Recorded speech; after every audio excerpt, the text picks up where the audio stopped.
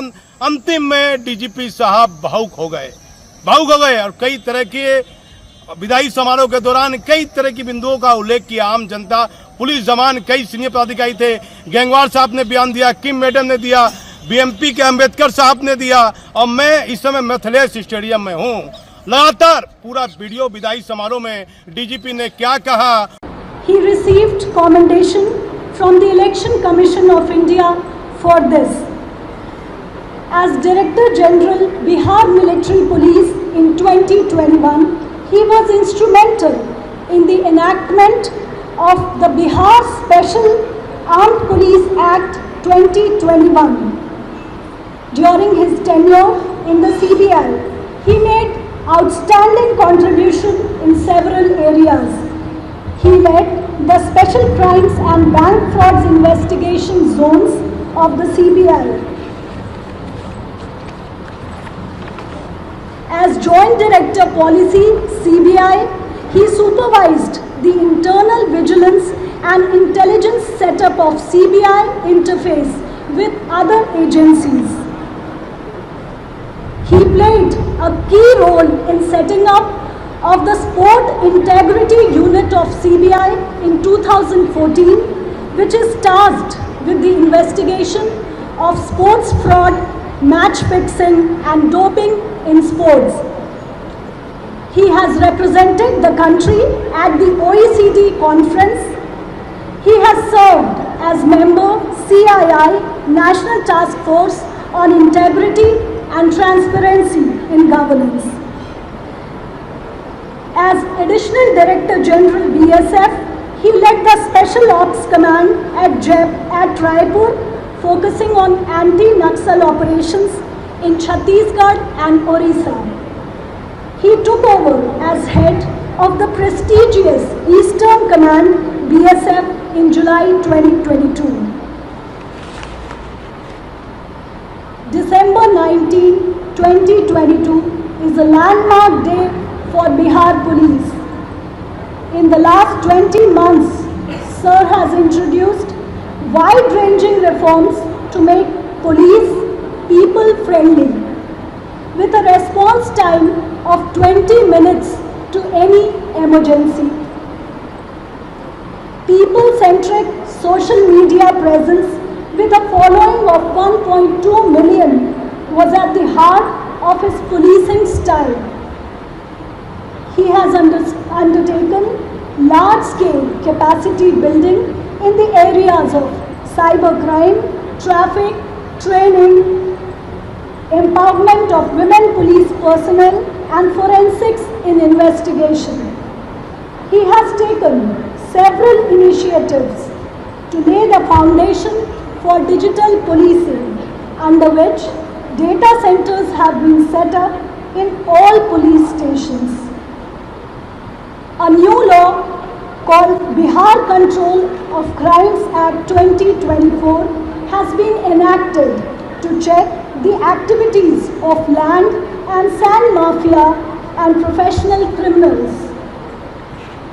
Building public trust through people-centric policing was the cornerstone of his policing in Bihar. Indeed, sir, your achievements make it difficult to be enumerated at one place in a limited time frame.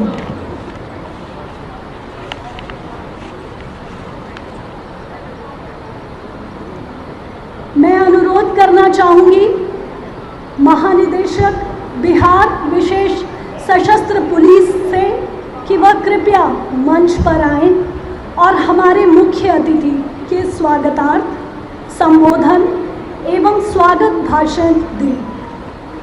Shri A.K. Ambedkar.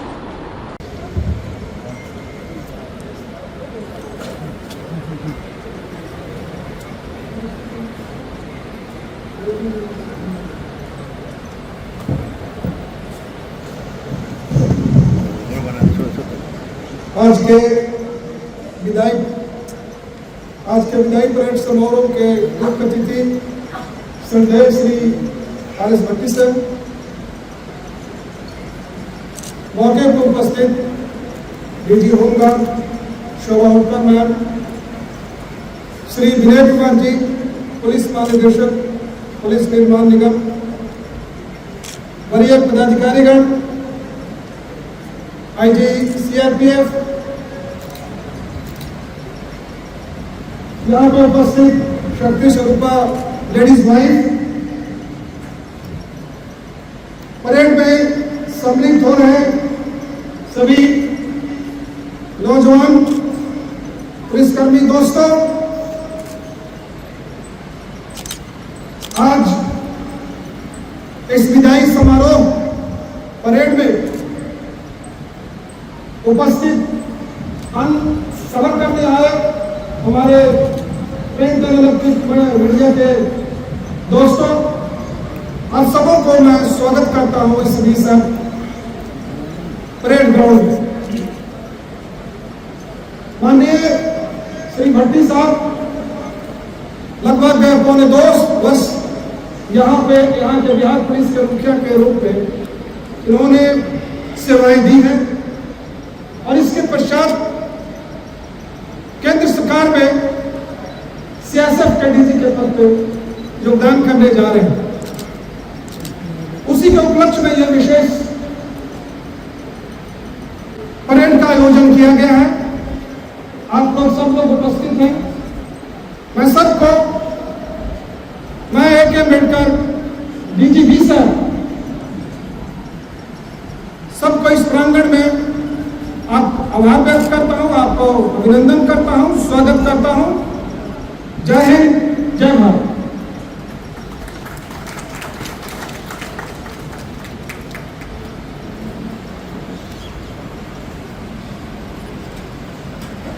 मुख्य अतिथि Shri RS भट्टी से अनुरोध करूंगी कि वह कृपया मंच पर आए और अपने आशीर्वाद वचनों से हमें अनुग्रहित। भैया आप नीचे आ जाइए, थोड़ा फिल्म यहाँ तक कैमरा टाइप तो प्रॉब्लम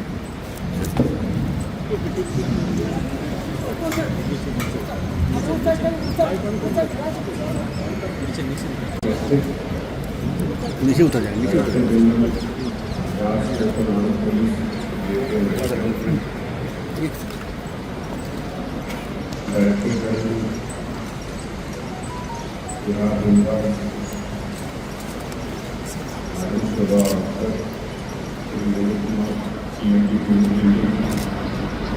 बिहार की पुलिस के सभी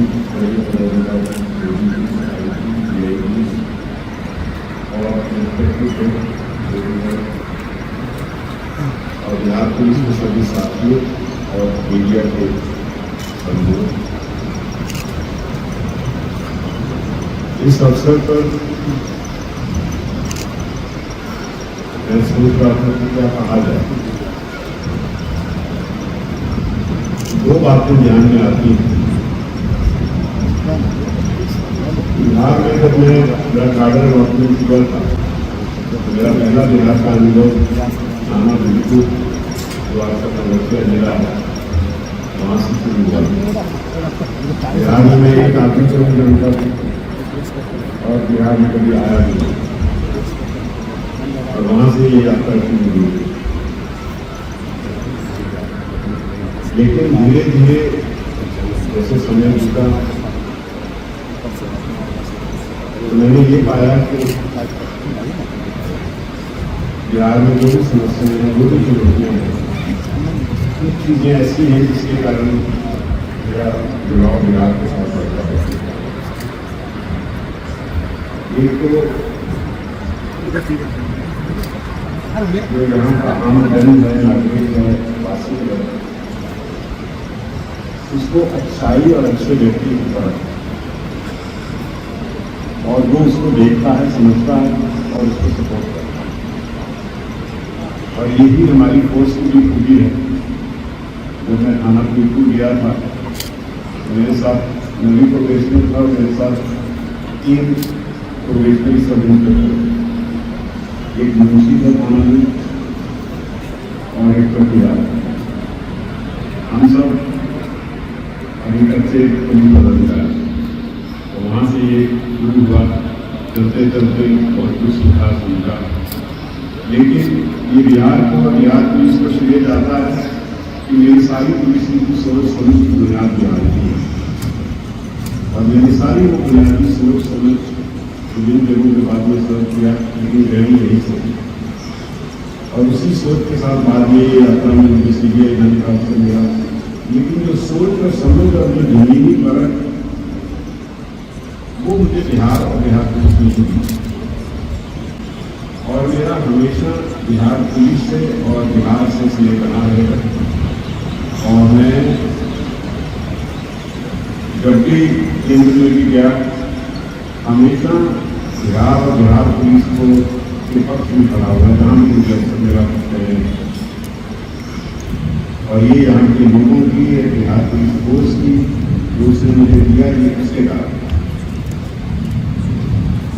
तो मुझे यहाँ डायरेक्टर जनरल पुलिस के रूप में करीब 2 साल का अवसर मिला, और इस सारे अवसर में मेरे केंद्र की काम के लोग थे,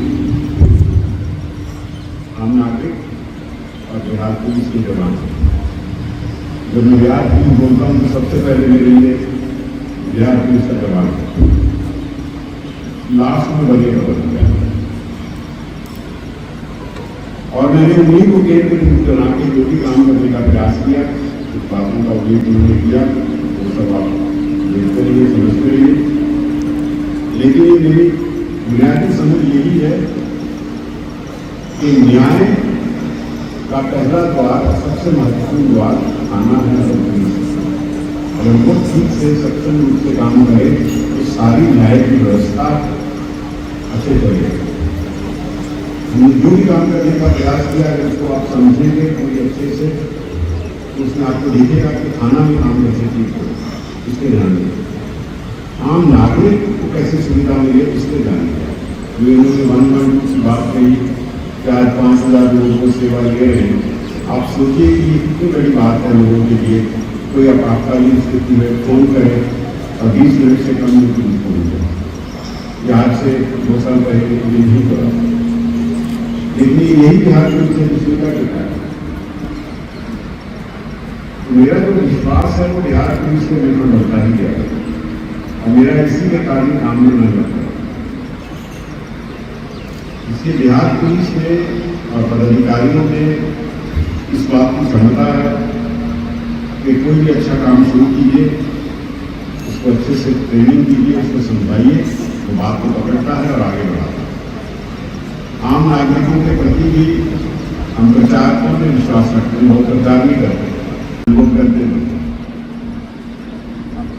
तो थाना में आम आदमी जाए तो उसकी क्या क्या समस्या है, उसका कैसे हम समाधान करें। हमने कहा कि police registration of complaints and time 1.5 साल पहले से हम उसके काम करें। तो थाना में कोई जाए, उसकी शिकायत ली जाए, उसको रिसीव की जाए, जहाँ प्राथमिकी गलती है प्राथमिकी दर्ज की जाए, और उसको कलम नहीं किया जाए। थानों में जो स्टेशन डायरी हमने डिजिटाइज करी, यानी कि कोई पेंडिंग नहीं रहेगा, जो आएगा शिकायत को दर्ज होगी। और ये मुझे इस बात का काफ़ी संतोष है कि थानाओं में जो शिकायतें हमारे पास आती थी, उसमें करीब 2022 की तुलना में करीब 40% कम शिकायतें आई, और ये शिकायतें करीब बंद हो गई हैं। बहुत कम शिकायतें हैं कि थाना में शिकायत नहीं दी जाती। हाँ, अब जो शिकायतें हैं वो कुछ और बात की हैं कि अनुसंधान जल्दी होना चाहिए, और पास को सही है गलत है तो अपनी जगह। लेकिन ये शिकायतें करीब समाप्त हो गई या बहुत कम हो गई कि थाना में शिकायत नहीं दी जाती, क्योंकि ये मेरा मानना है कि नागरिक का अधिकार है, हमारी कानूनी जवाबदेही है कि हम नागरिक की कंप्लेंट को रिसीव करें और उसके बाद जो कार्रवाई करें, और जो पारदर्शी तरीके से लोगों को बताते हैं। आप हमारे जो सोशल मीडिया की बात कर रहे हैं, वो भी नागरिकों के अधिकार के लिए ही है। अगर 12 लाख लोग उसके साथ जुड़े हैं 1.5 साल में, तो कोई कारण होगा तो जुड़े। उन्होंने कहा जो बड़ी घटना होती है उसका प्रेस रिलीज भी डालती है, सच बताइए, झूठ मत बोलो। क्योंकि जब तक आप सही बात नहीं करेंगे, अपना काम नहीं करेंगे, लोगों में विश्वास नहीं करेंगे। तो उसका यही तरीका है कि कंप्लेंट लीजिए, उससे जो कार्रवाई गलती हुई समय से गलत करें। हमारे पास अनुसंधानकर्ता की कमी थी, सारा प्रयास करके राज्य सरकार ने हमारे सिपाहियों को अधिकार दिया कि जो किसी पास है वो अनुसंधान करता बन सकता है। हमारे पास 9,000 के करीब अनुसंधान करता है, उनको 27,000 चाहिए जो राष्ट्रीय मांगे, और आज की डेट में 25,000 पूरे हो चुके हैं और 2,000 ट्रेनिंग कर रहे हैं, 27,000 चाहिए। अब इसी के बाद अनुसंधान में गति आएगी। जब तक हम इन समस्याओं को सॉर्ट आउट नहीं करेंगे तो इसे आगे कैसे जाएगा? शॉर्टकट कोई नहीं, कोई शॉर्टकट नहीं। और पुलिसिंग एक प्रोफेशनल काम है और उस प्रोफेशनल काम करने का एक तरीका है, उस तरीके के हम सही दिशा में बढ़ रहे हैं।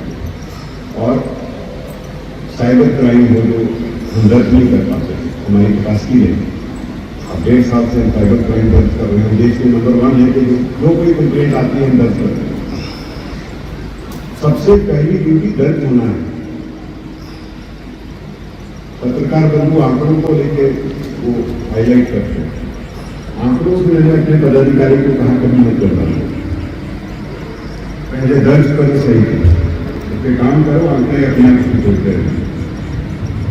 तो आंकड़ों को मैनेज करने का काम हमने कहा नहीं करें, अधिकार है कंप्लेंट दर्ज करो, कार्रवाई करो। तो साइबर क्राइम जो आज के समय में बढ़ते जा रहा है तो कैसे ठीक होगा? दर्ज करोगे तो ठीक होने का रास्ता खुलेगा। हमारा प्रयास ट्रैफिक की समस्या है। हमने फेसबुक लाइव शुरू किया कई जिलों में, तो मैंने एसपी से पूछा, बताइए लोग सबसे बड़ी समस्या क्या बताते हैं? बोले ट्रैफिक की समस्या है। तुमने कैसे करो तो उसका समाधान करने के लिए हमने एक अंतर्राष्ट्रीय मानक संस्था को बुलाया, दिल्ली का उनके डायरेक्टर से बोला, मैंने कहा क्या बिहार है और हमारी समस्या को स्टडी करिए, बताइए कैसे ठीक होगी। और उन्होंने आए, उन्होंने कहा कि बिहार पहला राज्य है जिसने हमको बुलाया। आए, उन्होंने 3 महीना पूरा सर्वे किया, अभी उन्होंने रिपोर्ट दी। मुख्य सचिव बिहार की अध्यक्षता में जो सारे विभाग के ट्रांसपोर्ट और सब आए, उन्होंने रिपोर्ट बजट के सुझाव दिए, बहुत पैसा भी नहीं लगेगा। और साथ साथ हमने हर जिला में थाना खोला, थाना का अधिकार क्षेत्र किया। हमने कहा फाइन में कोई जबरदस्ती नहीं, टेक्नोलॉजी से फाइन होगा, हैंडहेल्ड डिवाइस से फाइन होगा। नागरिक को परेशान मत करो, गलती कर रहा है फाइन दो, परेशान क्यों कर। तो जो भी ट्रैफिक की व्यवस्था थी उसमें इन्फोर्समेंट में इम्प्रूवमेंट हुआ, लेकिन मैं नहीं मानता कि ये अंत है, बहुत कुछ माना, लेकिन रास्ता तो दिशा तो है, रास्ता तो पता है कहाँ जाना है। तो जो ट्रैफिक है वो बहुत बड़ा एक बिंदु है जिसमें और आगे बढ़ना है, बहुत से काम करने हैं। पर कैपेसिटी बिल्डिंग करने के पहले वो व्यवस्था हो, उसको इतना मार्ग चाहिए। तो ट्रैफिक जो है वो हमारी बड़ी समस्या है। बिहार की जो भी विकास हो रहा है इतना, उसका एक कारण ट्रैफिक, गाड़ियाँ बढ़ रही हैं, सड़कें बढ़ रही हैं, उसके कारण हादसे बढ़ रहे हैं। तो अब ये जो 112 की गाड़ी की बात कर रहे हैं, अब फरवरी के अंत से उसने एम्बुलेंस और फायर ब्रिगेड भी दे दिया। डीजी होमगार्ड फायर सर्विस में बैठी है, इनकी पूरी टीम फायर ब्रिगेड की इसमें शामिल हुई। तो आम नागरिक को ना केवल पुलिस की सुविधा मिलेगी, उसको एम्बुलेंस और फायर ब्रिगेड की सुविधा मिलेगी, जैसे विदेश के कंट्री में। हाँ, इसमें और सुधार होना चाहिए, वो कर रहे हैं। अब हम महिलाओं के लिए 15 सितंबर से सेफ ट्रैवल, सुरक्षित यात्रा सुविधा जो उन्होंने कहा है, उसका सारा काम हो गया। आप सोचिए एक महिला अपना अगर मान लीजिए पूर्णिया कहीं जाना चाह रहे हैं तो हम उसको डिजिटली ट्रैक करेंगे जब तक हम करते हैं। क्या ये नागरिक के यही सब काम कर रहा है। तो अल्टीमेटली हमारा जो केंद्र बिंदु है, एक तो आम नागरिक है, दूसरा केंद्र बिंदु हमारा जिसके बल पर, जिसकी बदौलत में सारे काम होते हैं। और ये एज ए लीडर न केवल मेरा कर्तव्य है, लेकिन हर एक का कर्तव्य है, उसकी समस्या समझे जाए। तो हमने उसकी समस्या में सबसे पहली समस्या पाई तो 5 साल से प्रमोशन नहीं हुआ। किसी भी दल के लिए निश्चित रूप से इससे उसके मनोबल का प्रभाव है। उस चीज को समझा गया, जो भी जटिलता थी उसका न केवल प्रमोशन की ट्रेनिंग लेके उनको आगे बढ़ा। प्रमोशन नहीं था, प्रमोशन के बाद हम उनकी ट्रेनिंग पे जाते। अब नए अपराधी का हम हम देश में अग्रणी राज्य हैं तो नए अपराधी कानून को ठीक से लागू कर। और 25,000 पदाधिकारियों को हमने 1 महीना में ट्रेन किया, अच्छे से ट्रेन किया, और उन्होंने मुझे विश्वास दिया कि हम ये लागू कर लेते हैं। फिर पदाधिकारियों की समस्या दूसरी है, जोखिम भरा काम है, कहीं कोई क्षति हो जाए, कोई नुकसान हो जाए तो उसको परिवार को कौन देखेगा। तो हमने पहले जो भी हम उसको कल्याण को देते थे वो सारी राशि को दुगना करते जो भी देते और अपनी तरफ से जो राशि जमा की उनके वेतन से जोड़ के उसमें से हमने 25 लाख देना शुरू। फिर हमने बैंकों से बात की, बैंक पहले 20 लाख कर दें, फिर उनको कहा तो उन्होंने 50 किया, फिर उन्होंने बैंकों को आपस में कहा कि ये हो सकते काफी राज्य में रखते हो रहा है। तो आज की डेट में हमारे गुनाहों में अगर उसकी चाहे ड्यूटी पे हो चाहे ड्यूटी के बिना हो, अगर उसकी मृत्यु होती है और उसकी यहाँ परमानेंट डिसेबिलिटी होती है तो उसको 2 करोड़ से लेकर खिलाती है। यही सब काम हम लोग कर रहे हैं। आवासन की समस्या है, उसके लिए भी हम कुछ उपाय सोच रहे हैं। आवासन एक बहुत बड़ी समस्या है और ट्रांसफर पॉलिसी हमने उसका प्रारूप भेजा है, सबसे नियंत्रण करेंगे ये जल्दी बन जाएगा। तो जो फोर्स का मनोबल है वो सबसे महत्वपूर्ण चीज है। मनोबल का ट्रेन, जब उसका मनोबल ट्रेन और ट्रांसफर पोस्टिंग में कोई भेदभाव है, जो जहां ये से बनेगा वो लग जाएगा। तो जब उसका मनोबल और उसका प्रशिक्षण सही है तो नागरिकों की जो इच्छा है उस दिशा में काम कर सकते हैं। इसी 2 बिंदुओं पर हमारा प्रयास रहा है और इस अवसर पर मैंने अपने बिहार पुलिस के सभी जवान, पदाधिकारी, वरीय पदाधिकारी सबका आभार व्यक्त करता हूँ कि आपके सहयोग से मिलकर हमने ये यात्रा जो शुरू की है। बिहार पुलिस में कोई कमी नहीं, सही प्रशिक्षण, सही दिशा, सही लीडरशिप, ये और आगे बढ़ेगी ऐसा मुझे विश्वास है। और बिहार आगे बढ़ रहा है, बिहार पुलिस भी आगे बढ़ेगी, लोगों की सेवा में रहेगी, न्याय के लिए खड़ी रहेगी। आप अपने आप को एक न्याय के रक्षक के रूप में देखना चाहिए। अपने आचरण, व्यवहार, अपने काम, हर चीज में वो देखना चाहिए कि आप न्याय के रक्षक हैं। अगर वही थाने से ये सोच और इस व्यवहार से काम शुरू हो तो पूरा जो क्रिमिनल जस्टिस सिस्टम है उसका सारा काम आसान हो जाता है। कमजोर का हाथ पकड़िए और उसके सहारा दो, यही सब सोच कर काम करेंगे। निश्चित बहुत से काम बाकी हैं जिसका में काम होंगे, बट कुल मिला के मैं नहीं कहूँगा कि मुझे बिहार में काम करने से मैंने बहुत कुछ सीखा।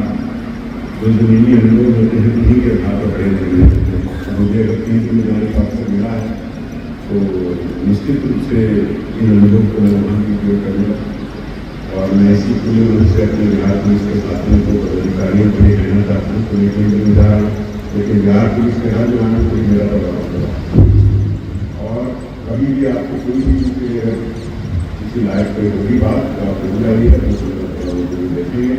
मैं आपको बहुत शुभकामनाएं देता हूँ और आपके परिवार और सबके लिए कामना करता हूँ कि आगे बढ़े, अपने कोर्स का नाम रोशन करें, बिहार का नाम रोशन करें। हम आभार व्यक्त करते हैं आपके लगभग 20 महीनों के ऐतिहासिक कालखंड में तमाम चुनौतियों के बीच बिहार पुलिस ने जो नई मान्यताएं, नए मापदंड स्थापित किए हैं वह आपकी दूरदर्शिता और नेतृत्व क्षमता का ही परिचायक है। विशेष रूप से 2 चीजों का मैं उल्लेख करना चाहूंगा। लोकसभा चुनाव 2024 जिस भीषण और विषम तापमान के बीच सफलतापूर्वक बिहार में ऑर्गेनाइज किया गया, उसके प्रति आपकी दूरदर्शी सोच, प्रायर प्लानिंग और डेली मॉनिटरिंग निश्चित रूप से ही पूरी की पूरी टीम प्रतिदिन मिलकर किए जाने वाले कार्यों का जो लेखा जोखा रखती थी, उससे बहुत कुछ इलेक्शन प्लानिंग में पूरे देश को सीखने को मिला होगा। दूसरी महत्वपूर्ण चुनौती रही पूरे देश के